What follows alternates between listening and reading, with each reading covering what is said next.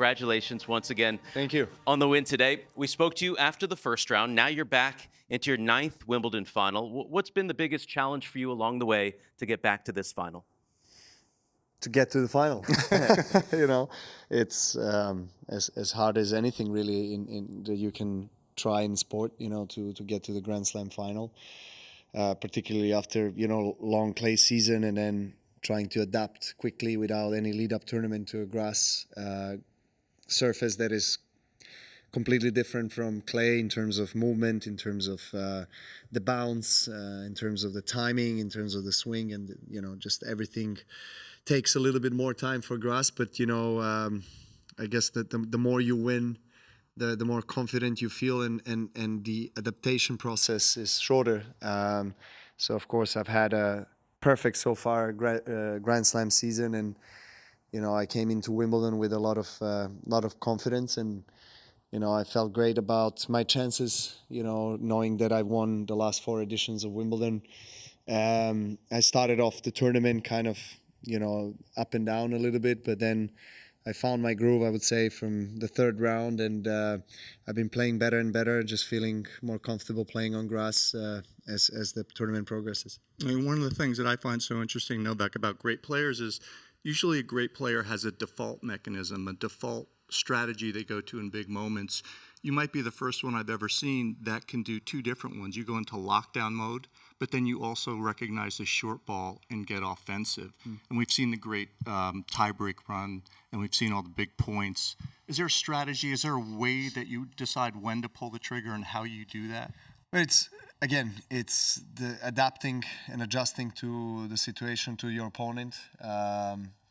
Obviously completely different playing Jannik Sinner than, for example, Hubert Hurkacz, who is a big server and, comes to the net and just there's no match rallies, but then with Jannik there's more rallies, right? So you have to tactically approach it differently, and I didn't start off the tiebreak today in the 3rd set well. I was 3-1 down. He made a double fault, and then all of a sudden, I felt the momentum shifted to my side, and we played a couple of good points.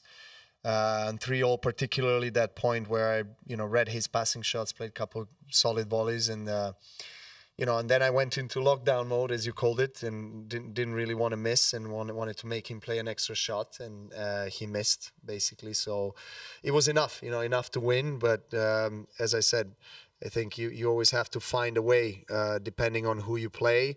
But the more options you have, the better it is for you, of course, approaching these situations. You have to deal with adversity time and time again. We see it. I'm not a big fan of subjectivity, the ability to evaluate certain things. Today we saw this during the match when the hindrance. Has that ever even happened to you when the hindrance came?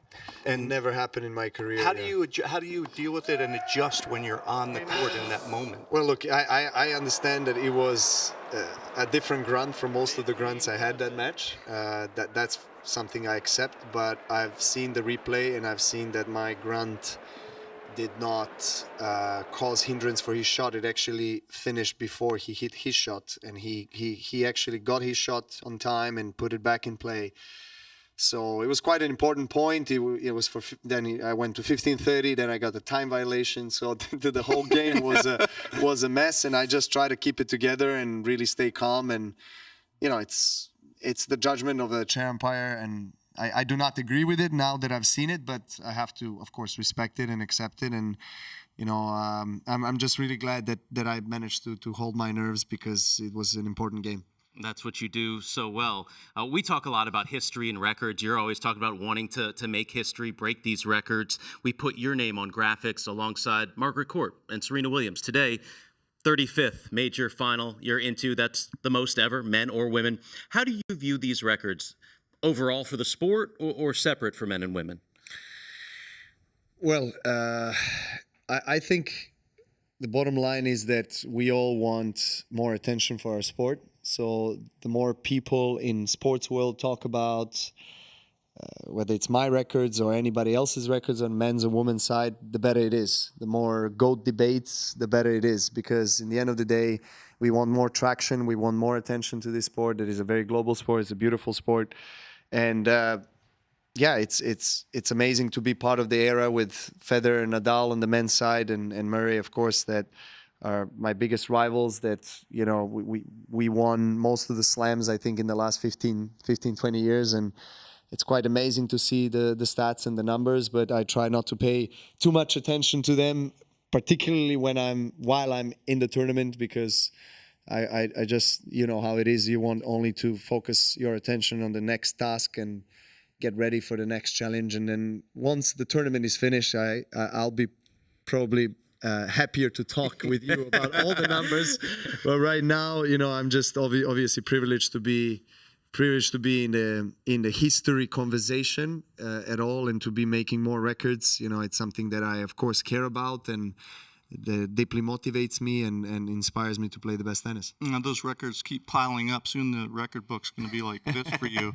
And you talk about the great era you guys have shared together, you and Rafa and Roger and Andy, and you guys have all done spectacular things. Now you're the last one standing here in particular, and you have to deal with another up-and-comer playing Carlos on Sunday. You guys have had a couple of great battles. How does this one, does it feel different? Does it seem different on the grass or the moment? Well, it will be different because it's, you know, the first two encounters we had were on clay. One last year in Madrid and one this year in Roland Garros, and both of the matches were very close, very intense. The competition level is very high, and, you know, both of our games are based on a baseline, but I think we both adapt pretty well, so we can come, you know, serve and volley, we can play, we can chip the return, we can slice it, and we both have a lot of options. So hopefully for the crowds as well, and for the sake of the Wimbledon finals, we can play a nice match with me winning, I hope. But for sure, it's going to be the toughest task, no doubt. He's an amazing competitor, a very nice guy, very respectful towards the history, and everyone, you know, can only praise him for what he has been doing on and off the court. So I look forward to that. You know, it's going to be definitely a blast on the court. You talk about being stuff that's great for the sport, promote it. Nothing better than this. One versus two for the title. Let's do it. Congratulations on making another final. Always a privilege to spend time with you, Novak. Thanks for taking that time, and we wish you the best of luck on Sunday. Pleasure to be with you guys. Thank you. Novak. Thank you. Novak Djokovic into the Wimbledon final, where he will meet Carlos Alcaraz. Just 2 matches remain. We will be back for the women's final tomorrow at 6 p.m. Eastern. The men's final, 6 p.m. Eastern on Sunday. Championship weekend at Wimbledon awaits for our entire team. I'm Steve Weisman saying so long from London. We'll see you Saturday.